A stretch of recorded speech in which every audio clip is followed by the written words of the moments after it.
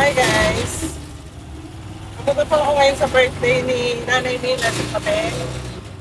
Sa golden shower po gagawin. Sinundo po ako ni Patrick, yung inaanak ko Pogi. Ay, ulan! Umuulan po kasi, ayan o, lang sa ulan. Dapat sasabay ako kay Jay sa motor. Pupunta kasi siya ng wall, hindi na ako nakasabay. Problema ko, paano ako kakain? Kakakain lang namin ng dinner. Nalimutan ko, pupunta pala ako sa handaan. My goodness. Tara po, samahan niyo ako. Punta tayo sa birthday. Nandito na po tayo sa golden shower sa venue ng birthday ni Nanay Mila.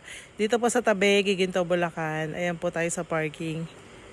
Papasok na po tayo dun sa loob.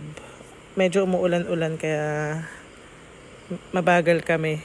Naghahanap ng parking si Patrick. Hi! Shout po dun sa poging anak ni Nanay Mila, si Alvin. Hello po, Kap. Kapitanan, ayaw tumingin kapitanan. Hello po.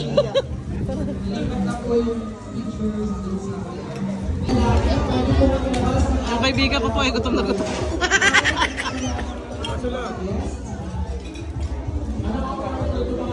Bablog mo pa ako. Pagdating ko po dyan, nasa kalahatian ng program. Ang inabutan ko yung pagbati ni Bukal Teta Mendoza at ng mga kapatid ni Nanay Mila.